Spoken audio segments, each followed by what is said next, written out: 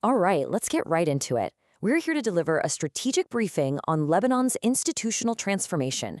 We're going to trace its journey from what was once a multi-confessional state to what it is today, a captured asset. So let's just lay our cards on the table. Our core premise here is that Lebanon is not a failed state. It's something else entirely. It's a captured state, now functioning as a forward base for Iran. From a security analysis perspective, this isn't something that might happen. It's a done deal.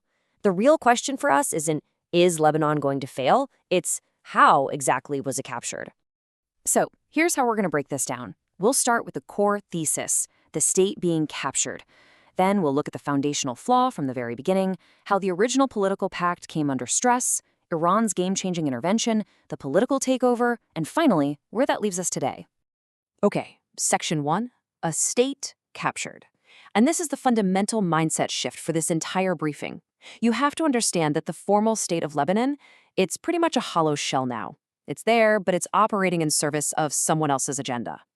And this right here is why this matters from a policy perspective. It completely reframes the question. We need to stop asking, how can we fix the failing state of Lebanon, and start asking, how do we operate when Lebanon is a primary battlefield for Iran's axis of resistance? It changes everything. All right, let's rewind. To really get this, you have to go back to the very beginning. Let's look at the foundational flaw in how Greater Lebanon was created, because this is where the seeds of its future vulnerability were sown.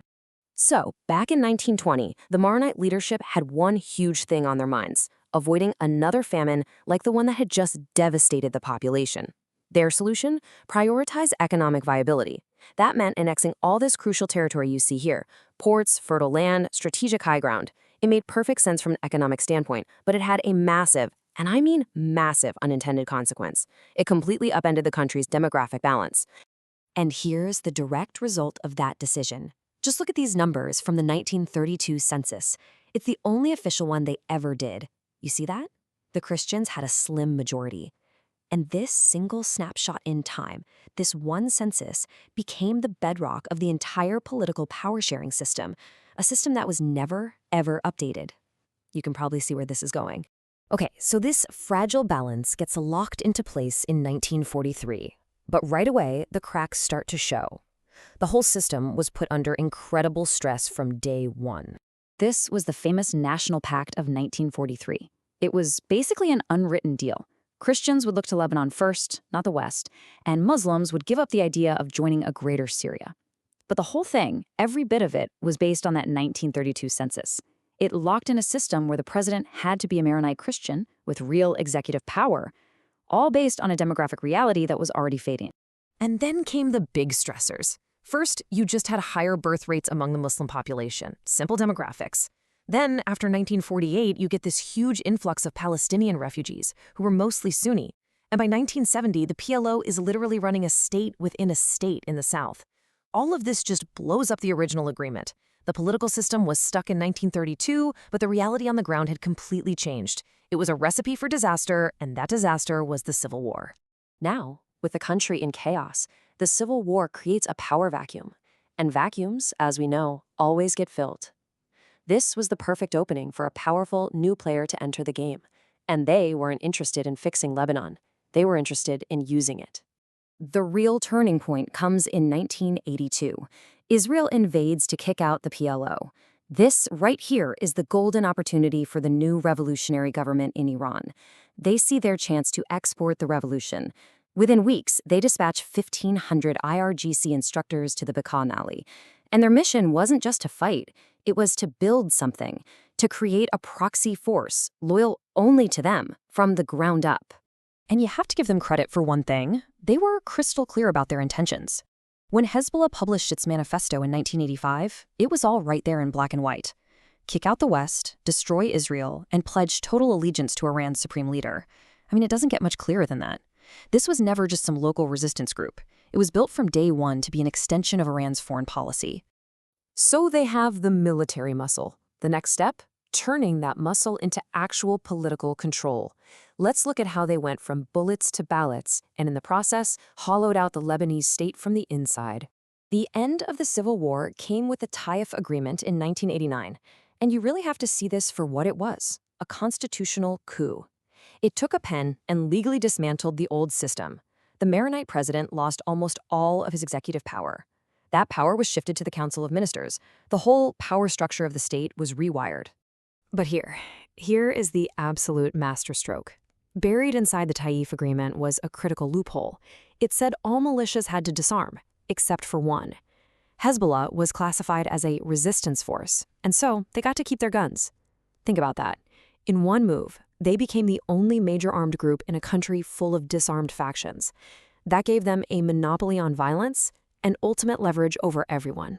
The final nails in the coffin for Lebanese sovereignty were hammered in between 2005 and 2008. First, Syria pulls its troops out, and guess who fills that vacuum? Hezbollah. Then, in 2008, just to make sure everyone got the message, they took over West Beirut with force. They proved they were the strongest player by far, and that military victory was immediately translated into political power with the Doha Agreement, which gave them a formal veto over any decision the cabinet tried to make. Game over. Which brings us to today. The process is concluded. What we have now is a captured state, but more than that, we have a complete parallel state, a shadow government, controlled by an Iranian proxy that operates completely outside the law. And don't just take my word for it. Hassan Nasrallah himself said it back in 2016.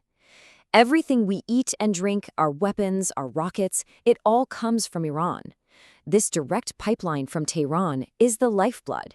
It means they don't even need the Lebanese economy. While the country collapses, their constituency is protected and provided for, ensuring their loyalty. And this is how they do it. They've built their own institutions. A banking system to get around sanctions, a construction company to rebuild after wars, a whole network of hospitals and clinics, social services. They're providing everything the actual Lebanese state can't. This creates incredible dependency and loyalty. Why would you trust the state when Hezbollah is the one paving your road and taking care of your sick mother?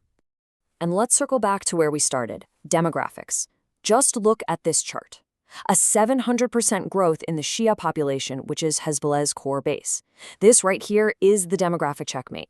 The numbers make it absolutely impossible to even imagine going back to that old 1943 power-sharing deal. It's just not based in reality anymore. So when you look back at the whole 100-year story, you see it. The crucial point is that the original Maronite project from 1920, in a way, signed its own death warrant. That decision to prioritize fertile land and ports over a coherent demographic majority, that was the original sin. They built a state on a foundation that was guaranteed to crack under pressure. And that leaves us with the big, uncomfortable question for today's policymakers. Now that state capture is a done deal, how do we handle Lebanon as a primary battlefield in Iran's axis of resistance? Because we have to stop thinking of it as a sovereign country we can help and start seeing it for what it is, a captured asset whose moves are being called from Tehran,